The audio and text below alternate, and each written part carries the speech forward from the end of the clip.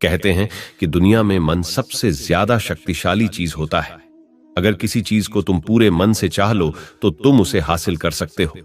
ये मैं नहीं कहता, ये सभी महापुरुषों का कहना है। लेकिन अगर यह सत्य है, ये सच है, तो हम जो अपने मन से चाहते हैं वह हमें हासिल क्यों नहीं होता है? भाई, कोई भी इंसान अपने मन में तो दुख नहीं चाहेगा, लेकिन वो रहता तो दुखी है। हर इंसान अपने मन से तो कामयाब होना चाहता है, खूब पैसा कमाना चाहता है, लेकिन फिर भी वह कामयाब नहीं होता। भला ऐसा दुनिया में कौन इंसान होगा जो अपने मन में यह चाहेगा कि मैं नाकामयाब रहूं या मैं पैसा ना कमाऊं? सोचने की बात है तो इसमें दो चीज निकलकर सामने आती है। या तो वह महापुरुष गलत थे जिन्होंने यह बात बोली कि मन से चाहे हुई चीज हासिल हो जाती है, या फिर हम गलत हैं। आज मैं जो कहानी बताने वाला हूं उसमें आपको एक ऐसा मंत्र मिलेगा। उसे समझने के बाद आपको एक ऐसा मंत्र का पता चलेगा जिससे आप यह समझ पाएंगे कि अपने मन से कोई भी चीज कैसे करवाई जाती है, मन में किसी भी बात का बीज कैसे बोया जाता है। यह इस कहानी से आपको अच्छी तरह से समझ में आ जाएगा, और इससे आप यह भी समझ पाएंगे कि आकर्षण का नियम, लॉ ऑफ अट्रैक्शन, कैसे काम करता है। कहानी छोटी सी है लेकिन बहुत ही गहरी है। तो चलिए कहानी शुरू करता हूं। एक बार की बात है, एक आदमी के जीवन में सिर्फ दुख ही दुख थे। वह जो भी काम करता उस बेचारे का वह काम पूरा ही नहीं होता। घर में आता तो घर में क्लेश बना रहता, किसी से कोई मदद मांगता तो कोई उसकी मदद नहीं करता। ऐसा लगता था कि चारों तरफ से उसके ऊपर दुख का पहाड़ टूट पड़ा है। उसे समझ नहीं आ रहा था कि मैं इन दुखों से कैसे पार पाऊं। वह दिन रात यही सोचता रहता था कि अपने दुखों से छुटकारा कैसे पाना है। इसी कारण से वह रात में सो भी नहीं पाता था। उसकी आंखों के नीचे बड़े बड़े काले घेरे बन गए थे, जो इस बात का प्रतीक थे कि वह आदमी कितना दुखी है और कितना चिंतित है। कभी कभी तो उसके मन में आत्महत्या करने के भी ख्याल आते थे, लेकिन अपने परिवार की चिंता करके वह यह कदम नहीं उठा पाता। वह इतना दुखी हो गया कि उसने निर्णय किया कि वह इन दुखों से छुटकारा पाकर ही रहेगा।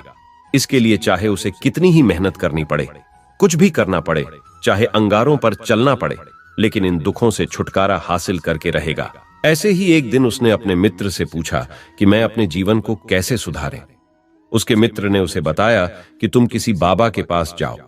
बाबाओं के पास ऐसा मंत्र होता है जिससे सारे दुख मिट जाते हैं, जीवन खुशियों से भर जाता है और धन संपदा भी हासिल होती है।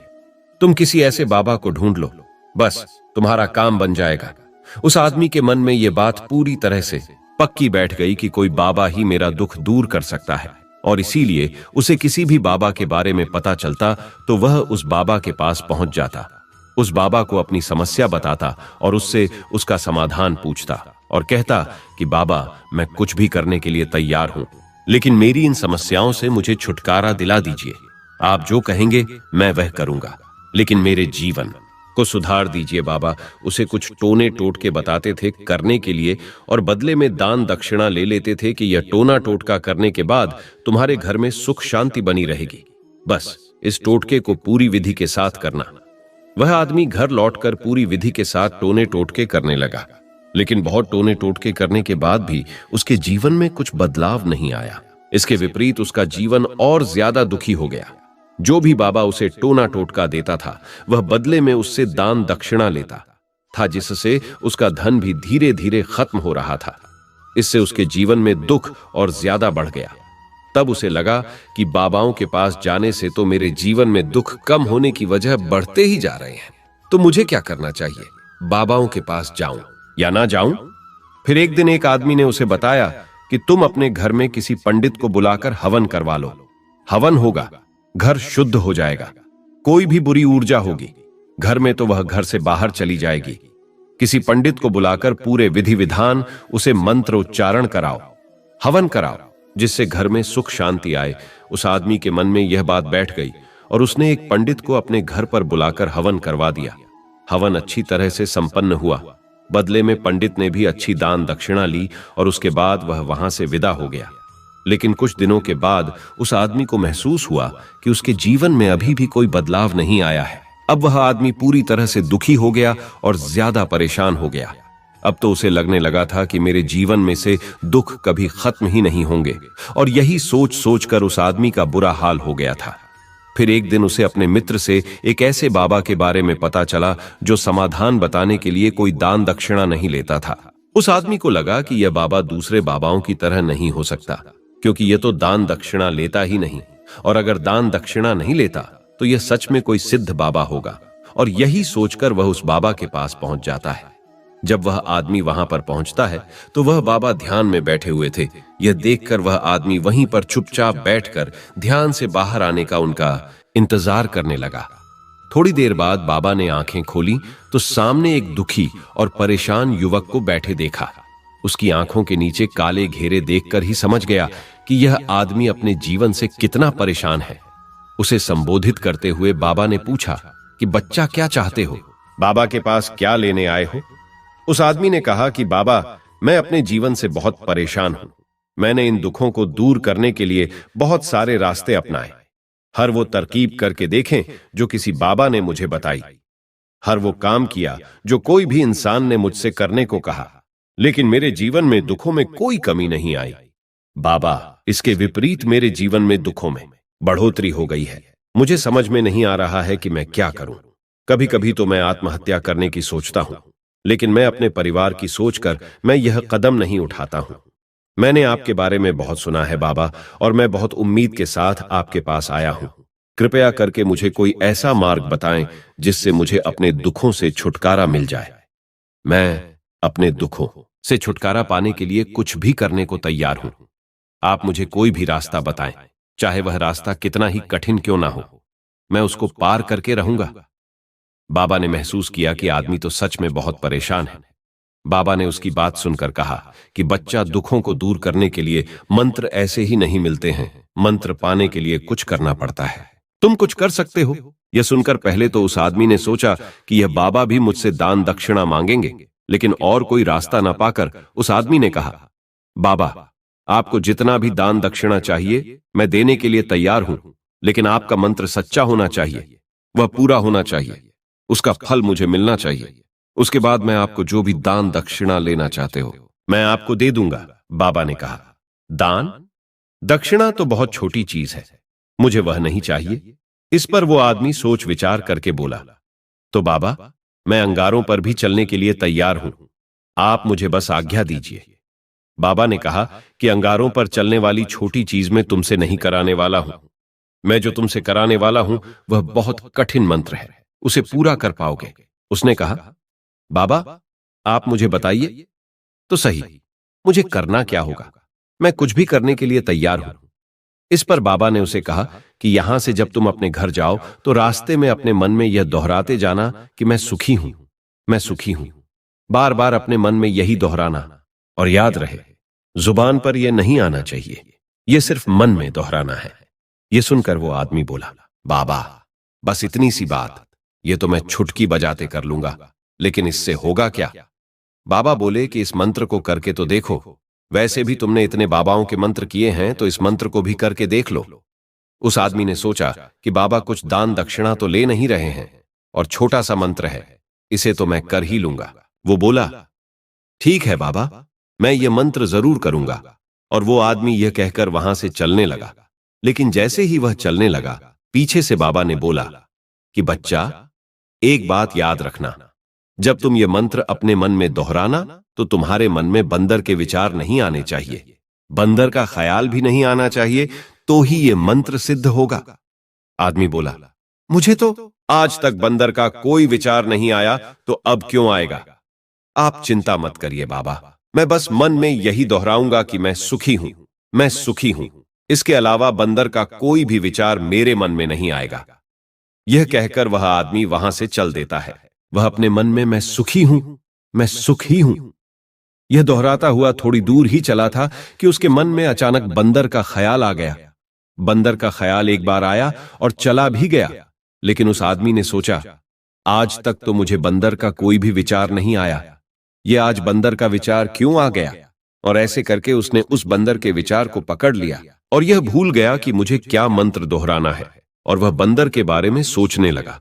जब थोड़ी देर बाद फिर से उसे होश आया तो वह फिर से अपना वही मंत्र दोहराने लगा जो बाबा ने उसे बताया था, मैं सुखी हूं, मैं सुखी हूं। लेकिन अचानक से उसे एक बंदर दिखाई दिया। और यह देखकर फिर से उसके मन में बंदर का विचार उठ गया, और यह देखकर वह इस विचार को बाहर फेंकना चाहता था, और वह चाहता था कि मेरे अंदर किसी तरह से बंदर का विचार ना आए। लेकिन उसे तो सामने बंदर ही दिखाई दिया। ऐसे ही जद्दोजहद करते करते घर पर पहुंचा, और घर पर पहुंचने के बाद अपनी पत्नी को कहा कि हे बंदरिया, मुझे खाने में बंदर परोस दो। और जब उसे एहसास हुआ कि उसने क्या बोल दिया, तो वह अपने बाल नोचने लगा और दीवारों में सर मारने लगा कि आज तक मुझे बंदर का कोई भी विचार नहीं आया, और आज मुझे यह क्या हो गया है कि मुझे हर जगह बंदर ही बंदर नजर आ रहे हैं। यह कैसी माया है। यही सोच सोचकर वह आदमी रात भर सो नहीं पाया। रात भर करवटें बदलते रहा और सुबह उठकर सीधे उसी बाबा के पास पहुंच गया और उसके चरणों में गिरकर कहा कि बाबा, पता नहीं क्या चमत्कार हो रहा है। आज तक मुझे बंदर का कोई विचार नहीं आया, लेकिन कल से जब से आपने मुझसे कहा कि बंदर का विचार नहीं आना चाहिए, तब से मुझे हर जगह बंदर ही बंदर नजर आ रहे हैं। उस आदमी ने कहा कि बाबा, मुझे तो आपके पीछे पेड़ पर बैठा बंदर केले खाते हुए दिखाई दे रहा है। यह हो क्या रहा है बाबा? यह सुनकर बाबा हंसने लगे। हाँ हाँ हाँ हाँ, बच्चा, मन का जाल एक ऐसा जाल है जिसे समझ पाना इतना आसान नहीं है। बंदर तो तुम्हारे रास्ते में पहले भी आते थे। जब तुम मेरे पास आए थे तो इन्हीं पेड़ों पर यह बंदर घूम रहे थे, लेकिन तब तुम्हारे ध्यान में यह बंदर नहीं था। तब तुम्हारे ध्यान में सिर्फ दुख थे। इसके बाद बाबा ने उसे बताया कि बच्चा, हम जिस चीज से भी दूर भागना चाहते हैं, वही चीज हमारे मन में बहुत गहरे में प्रविष्ट हो जाती है और हमारे अंतर मन में समा जाती है। असल में हम जिस चीज से छुटकारा पाना चाहते हैं, उससे छुटकारा इसीलिए पाना चाहते हैं कि वह हमारे साथ बहुत गहरे से जुड़ी हुई है, और हम जितना ही उससे छुटकारा पाना चाहते हैं, वह उतनी ही गहरी हमारे मन में बैठती चली जाती है और आखिरकार हमारे अंतर मन में छा जाती है। ऊपर से तो हम चाहते हैं सुखी होना, कि मैं सुखी हूं, सुखी हूं। हमारे होंठ भी यही बोलते रहते हैं, लेकिन हमारे मन में दुख समाये होते हैं। हमारे विचारों में, हमारे मन में दुख ही दुख दिखाई देते हैं। इसीलिए अपनी जुबान से बार बार ये बोलने से कि मैं सुखी हूं, मैं सुखी हूं, हम सुखी नहीं होंगे जब तक ये मंत्र हमारे अंतर मन में प्रविष्ट नहीं होगा। इस पर उस आदमी ने पूछा कि बाबा, लेकिन यह मंत्र हमारे अंतर मन में प्रविष्ट कैसे होगा? यह सुनकर बाबा ने कहा कि बच्चा, अपने दुखों से लड़ना बंद कर दो। जब तक तुम अपने दुखों को दूर करने की सोचते रहोगे, तब तक वो दुख तुमसे चिपके रहेंगे। तब तक वो दुख तुम्हारे अंतर मन पर अपना राज बनाए बैठे रहेंगे, और जिस दिन तुम उन दुखों के बारे में सोचना ही छोड़ दोगे, उन दुखों से छुटकारा ही नहीं पाना चाहोगे, उसी दिन से तुम्हारे जिंदगी से दुख गायब हो जाएंगे। क्योंकि किसी भी चीज से छुटकारा पाने के लिए हमें उस चीज के बारे में सोचना पड़ता है, और हम जितना ही उस चीज के बारे में सोचते हैं, वह उतनी ही गहरी हमारे मन में प्रविष्ट होती चली जाती है। हम अधिकतर समय दुखों के बारे में ही सोचते हैं। हम यही सोचते हैं कि हमारे जीवन में दुख है और हमें इससे छुटकारा पाना है। इसी वजह से बार बार सोचने से वो दुख हमारे अंतर मन में प्रविष्ट हो जाते हैं और हमें एहसास भी नहीं होता। इसीलिए अगर तुम दुखों से छुटकारा पाना चाहते हो, तो दुखों से छुटकारा पाने के बारे में सोचना छोड़ दो। तुम्हें दुखों से छुटकारा मिल जाएगा। अक्सर आदमी धूम्रपान छोड़ना चाहता है, शराब छोड़ना चाहता है, सुबह अपने आप से यह वादा करता है कि मैं कोई भी गलत काम नहीं करूंगा, लेकिन शाम को जब लौटता है तो नशे में चूर होकर लौटता है। ऐसा क्यों होता है? जो हम सोच रहे हैं वह पूरा कर ही नहीं पा रहे हैं।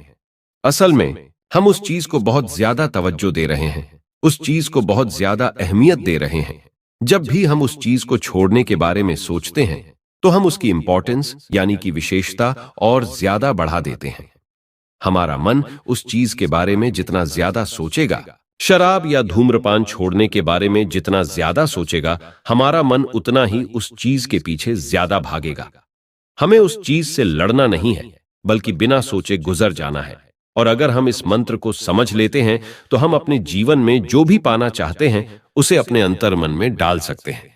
और एक बार वो लक्ष्य हमारे अंतर मन में बैठ जाता है, तो फिर सफलता पाने में कोई समस्या नहीं आती, कोई दिक्कत नहीं आती।